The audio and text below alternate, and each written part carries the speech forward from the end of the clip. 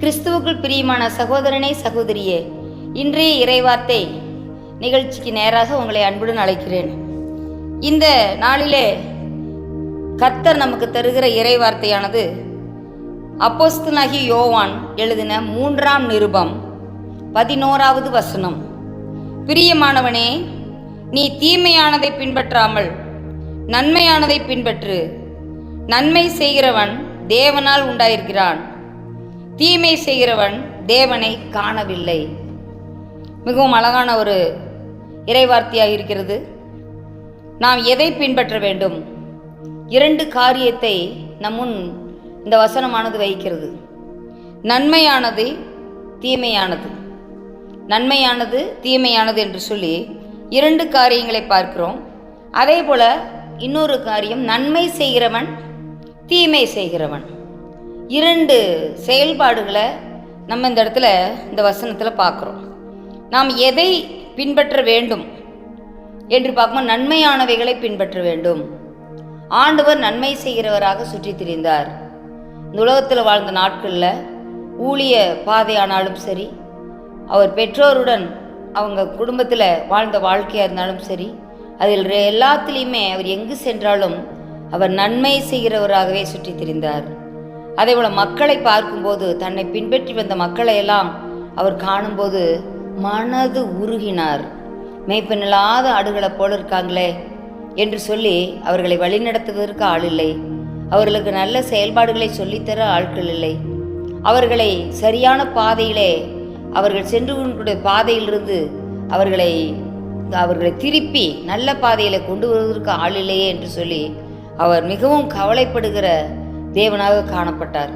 அதே போல சுகவீனமாய், பலவீனமாய், குறையுள்ளோராய் அப்படி வருகிறவர்களுக்கு அவர் நல்ல சுகத்தையும் பலத்தையும் ஞானத்தையும் அறிவையும் உணர்வையும் எல்லாவற்றையும் கொடுத்து அவர்களை எல்லாம் ஒரு தெளிந்த புத்தியை கொடுத்து அவர்களை நல்வழிப்பாதையில் நடத்துவதற்குரிய நல்ல மேய்ப்பனாக அவர் காணப்பட்டார்.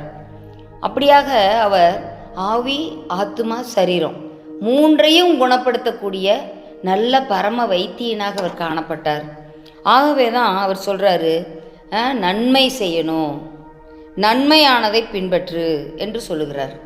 இப்போ இந்த உலகத்தில் பார்க்கக்கூடிய காரியங்கள்லாம் பார்த்திங்கன்னா, நீதிமொழிகள் ஒரு வசனம் வாசிக்கிறோம், மனுஷனுக்கு செம்மையாய் தோன்றுகிற காரியங்கள், நன்மையாய் தோன்றுகிற காரியங்கள் அநேகம் உண்டு. ஆனால் அவைகளெல்லாம் என்ன? நன்மை கிடையாது. அது மாதிரி நம்ம வேதத்தில் பார்க்குறோம். மனுஷனுக்கு பார்க்குறதெல்லாம் வந்தாங்கன்னா வெளுத்ததெல்லாம் பால் அப்படின்னு தான் நினைப்பாங்க. ஆனால் வெளுத்ததெல்லாம் பாலாகிறது. சுண்ணாம்பு தான் வெள்ளையாக இருக்குது, நம்ம பால் தான் வெள்ளையாக இருக்குது. அது மாற்றி நம்ம அருந்த முடியுமா? இல்லை. நம்ம அதனால் நன்மையானதை பின்பற்றுறதுக்கு மிகவும் ஜாக்கிரதையாக இருக்கணும். எது நல்லது, எது சிறந்தது அதுன்னு சொல்லிட்டு நம்மை பகுத்தறியக்கூடிய ஒரு ஆற்றலை ஆண்டவர் நமக்கு தந்திருக்கிறார். அதுதான் அந்த ஆண்டவர் கொடுத்த 6ஆம் அறிவு. அந்த ஏதேன் தோட்டத்திலேயே அந்த பெற்றோர்களுக்கு, நம்மளுடைய ஆதாம் ஏவாள் ஆகிய அந்த ஃபஸ்ட்டு பெற்றோருக்கு ஆண்டவர் வைத்த டெஸ்ட்டே நன்மை தீமை அறியத்தக்க ஒரு மரத்தையும் வைத்திருந்தார், ஜீவ விருட்சத்தையும் வச்சுருந்தார்.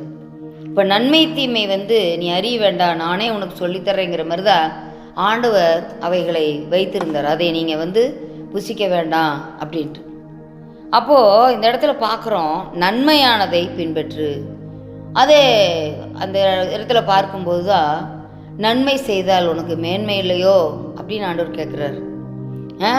தீமை செய்தால் உன் பாவம் உன் வாசப்படியில் படுத்திருக்கும் அப்படிங்கிறார். பார்த்தீங்களா? தீமையை நன்மையினாலே வெல்லு அப்படின்னு சொல்கிறார். உனக்கு தீமை செய்தவர்களுக்கு நீ நன்மை செய், உன்னை பகைக்கிறவர்களையும் நீ நேசி, அதே போல் உன்னை சபிக்கிறவர்களை நீ ஆசீர்வதி. இதுதான் ஆண்டவர் சொல்லக்கூடிய ஒரு வாழ்க்கை முறையாக காணப்படுகிறது. இவ்வாறெல்லாம் நாம் இருக்கும்போது நாம் என்ன செய்ய முடியும்? தீமையை பின்பற்றாமல் நாம் நன்மையை பின்பற்றுகிறோம் என்று சொல்லி அநேகர் நம்மை பின்பற்றுவார்கள். பார்த்தீங்களா? அப்போ தான் இவர் சொல்கிறார் பவுல், என்னை பின்பற்றுவர்களாகுங்கள். அது வரைக்கும் அவர் அதற்கு முன்னாக ஆண்டவர் அவரை சந்திக்காததற்கு முன்பு எப்படி இருந்தார்? தீமை செய்கிறவராக அவர் காணப்பட்டார். எல்லாருக்கும் அவரை கண்டவே பயந்துட்டு இருந்தாங்க. ஆண்டவர் பவுலுக்கு போய் ஜெபம் பண்ணுன்னு அனனியா ஊழியக்காரருக்கு சொல்லும்போது கூட அவர் பயப்படுறாரு. ஐயோ, அவன் எல்லாருக்கும் ஐயோ தீமை செய்கிறவராச்சே, அவர் இப்படித்தான் நீங்கள் சொல்கிறீங்க, எப்படி தான் அவர்கிட்ட நீ போச்சோன்னீங்களோ, எனக்கு பயமாக இருக்குது அப்படின்னு தான் அவர் சொன்னார். இல்லை நீ பயப்படாத, அவன் இப்போ என்னுடைய ஆளாக இருக்கிறான், நீ தைரியமாக போ என்று சொல்லி அந்த இடத்துல சொல்கிறத பார்க்குறோம். அப்போ பாருங்கள், அந்த தீமை செய்கிறதை விட்டு நன்மை செய்ய பழகி கொண்டான். ஆண்டவருக்காக எல்லா தீமைகளையும் பாடுகளையும் சகிக்க முன்வந்தான். சுவிசேஷத்திற்கு அவன் கடனாளியாக அவன் தன்னை ஏற்படுத்தி கொண்டான். அதையெல்லாம் பார்க்கும்போது பாருங்க, நன்மையானதை பின்பற்று. இன்னைக்கு அநேகர் நம்ம பார்க்குறோம், வேதத்திலேயே பார்க்கும்போது ஆபிரகாம் லோத்து 2 பேரும் பார்த்தீங்கன்னா, இவர் நன்மையானதை பின்பற்றி சென்றவர் ஆபிரகாம். அவர் என்ன செஞ்சார்? அப்படியே நம்ம சகோதரனை காட்டிலும் நம்ம எப்படி இருக்கணும், நல்ல வசதியாக வரணும், நம்ம ஆடுகளுக்கு தண்ணீர் வேணும், நம்ம ஆடுகளுக்கு நல்ல மேய்ச்சல் உள்ள புல்வெளியை தெரிந்து கொள்ளலாம் அப்படி சொல்லிட்டு அவர் அப்படிப்பட்ட ஒரு நினைவோடு அவர் வருகிறதை பார்க்குறோம். லோத்து அவனுடைய வாழ்க்கையில் என்ன ஆயிடுச்சு? நன்மையானவைகளை செய்யாமல் தீமையானவைகளை பின்பற்றக்கூடிய ஒரு சூழ்நிலை அவன் வாழ்க்கையில் காணப்பட்டுச்சு. அப்போது இவங்களில் நம்ம யாரை பின்பற்றுவோம் அப்படின்னு பார்க்குறோம். அதே போல் இன்னும் நீங்கள் பார்த்தீங்கன்னா ஏசா, யாக்கோபு. இவன் யாக்கோபு நன்மை செய்கிறவராகவே இருந்தார். ஆனால் ஏசா எப்படி இருந்தார்? ஒரு நல்ல ஒரு இது இல்லை, அவர் வாழ்க்கையில் வரக்கூடிய ஆசீர்வாதங்கள், தனக்கு கிடைக்கக்கூடிய எல்லா காரியங்களுமே அற்பமாக என்னன்னா, அன்னன்னை கிடைக்கக்கூடிய நல்ல சுவையாக சாப்பிடணும், நல்லா இதாக இருக்கணும், அப்பாவை பிரியப்படுத்தணும், அவ்வளோதான், வீட்டிலலாம் தங்குற வேலையே கிடையாது. அந்த மாதிரியான ஒரு வாழ்க்கை வாழ்ந்துட்டு இருந்தார். அதை நன்மை செய்யலை. அவன் வாழ்க்கையில் நம்ம எல்லா ரெண்டையும் பார்த்தோம்னா, குணம் நாடி குற்றம் நாடி அவற்றுள் மிகை நாடி மிக்க கொள்ளல் அப்படின்னு திருக்குறளில் வாசிக்கிறோம். அப்போ ரெண்டையும் பார்த்து சீர்தூக்கி பார்க்கும்போது அவன் வாழ்க்கையில் குணம் கொஞ்சம் தான் இருந்தது, குற்றங்கள் அதிகமாக இருந்துச்சு. இப்போ இந்த இடத்துல பார்க்குறோம், நன்மையானதை பின்பற்று. வஸ்தியும் எஸ்தரும் பாருங்க, அந்த பொண்ணு நன்மையானதை செய்யலை வஸ்தி. ஆனால் எஸ்தரோ என்ன செஞ்சா? ராஜாவுக்கும் தன்னுடைய இனத்தாருக்கும் ஜனத்தாருக்கும் தன்னை வளர்த்த முர்தேகாய்க்கும் எல்லாருக்கும் நன்மை செய்கிறவளாக அவள் காணப்பட்டாள் அப்படின்னு பார்க்குறோம். அப்போ பாருங்கள், எந்த ஒரு சூழ்நிலையிலும் தன்னை பயங்கரமாக அந்த இடத்துல ரொம்ப திட்டிக்கிட்டு இருந்த, புண்படுத்தி கொண்டிருந்த யோபுனுடைய நண்பர்களுக்கு யோபு என்ன செஞ்சார்? அவர்களுக்காக வேண்டுதல் செய்து நன்மை செய்தான். பார்த்தீங்களா? அப்போது நம்ம வாழ்க்கை நம்ம நெடுகவே நம்ம வேதத்தை நீங்கள் பார்த்தீங்கன்னா நிறைய பேர் அந்த மாதிரி தீமையை விட்டு நன்மை செய்தவர்களை பார்க்குறோம். யோசேப்புக்கு அவங்க சகோதரர்களெல்லாம் தீமையை தான் செஞ்சாங்க. ஆனால் யோசேப்பு என்ன செஞ்சார்? சகோதரர்களுக்கு, அவங்க குடும்பத்தில் எல்லாருக்குமே நன்மை செய்தான். அப்போது நம்ம இதிலிருந்தெல்லாம் நம்ம பார்க்குற போது பார்த்திங்கன்னா, நன்மையானதை பின்பற்று.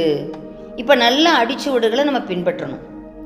நல்ல அடிச்சுவடுகளை நம்ம பின்பற்றி வரும்போது நிச்சயமாக சின்ன குழந்தைகளாக இருக்காங்களா, அருமையான குட்டி தம்பி குட்டி தங்கச்சி, நீங்கள் சாமுவேலை போல் தேவனுடைய சத்தத்தை கேட்டு அவர் சொல்லக்கூடிய காரியங்களை நீங்கள் செய்கிறவர்களாக இருந்தீங்கன்னா நல்ல ஒரு தீர்க்கதரிசியாய், நல்ல ஒரு ஊழியக்காரனாய், நல்ல ஒரு நியாயாதிபதியாய் உங்களை ஆண்டவர் எழுப்புவார். அப்போது சின்ன வயசுலேயே ஆண்டவருடைய சத்தத்தை கேட்டு சொல்லும் அடியேன் கேட்கிறேன் என்று சொல்லி செல்லமாவு கூப்பிட்ட சாமுவேலை நீங்கள் பின்பற்றணும். அதே போல் இன்னும் நம்ம பார்க்கும்போது பார்த்திங்கன்னா, நன்மையானதையே பின்பற்றி வந்தவங்க வாழ்க்கையில் தீமை எதுவுமே வரல. ஆனால் என்னைக்கு அவங்க நன்மை செய்வதை மறந்து போகிறார்களோ அப்போது தீமை அவங்கள கவ்வி பிடிச்சிக்குது.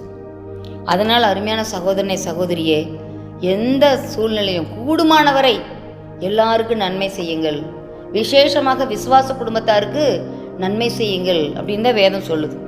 அப்போ பாருங்க, ஏழைகளுக்கு உதவணும், ஒடுக்கப்பட்ட திக்கற்ற பிள்ளைகளை ஆதரிக்கணும், அப்படியெல்லாம் நிறையா நன்மையான காரியங்கள் நிறைய சொல்லியிருக்குது.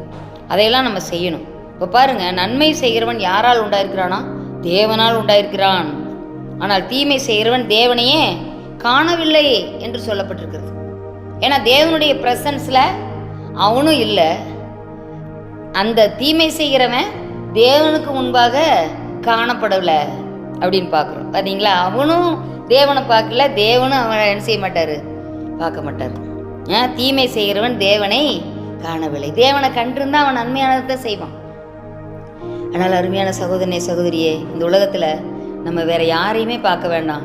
நன்மை செய்த ஆண்டவராய் இயேசு கிறிஸ்து, அதே போல் மேகம் போன்ற திரளான நன்மை செய்த அருமையான முன்னோர்கள், முற்பிதாக்கள், அவங்களெல்லாம் நம்ம பின்பற்றி ஆண்டவரிடத்தில் வந்து ஆசீர்வாதம் பெற்றுக்கொள்வோம். எங்களை மிகவும் நேசிவல் நடத்துகிறீங்களா அன்பில் பரலோக பிதாவே. ஆண்டவரே அப்பா, இப்போதும் ஆண்டவரே தீமையை பின்பற்றாமல் நன்மையை பின்பற்ற வேண்டும் என்றும், நன்மை செய்தால் ஆண்டவரே நம் தேவனால் உண்டாயிருக்கிறோம் என்பதை அதன் மூலம் எல்லாரும் அறிந்து கொள்வார்கள். ஆகவே நம்மை போல் அவர்களும் நன்மையை செய்ய வேண்டும் என்று சொல்லி அடிச்சுவடுகளை பின்பற்றக்கூடியவர்களாக வருவார்கள். அப்படி இந்த வசனத்தில் நாங்கள் படித்தோம்ப்பா. நாங்களும் அப்படியாக நன்மை செய்ய ஆண்டவரே நன்மையை பின்பற்ற எங்களுக்கு உதவி செய்யுங்கப்பா. இயேசு கிறிஸ்துவின் ஜெபங்களும் ஜீவன நல்ல பிதாவே. ஆமென்.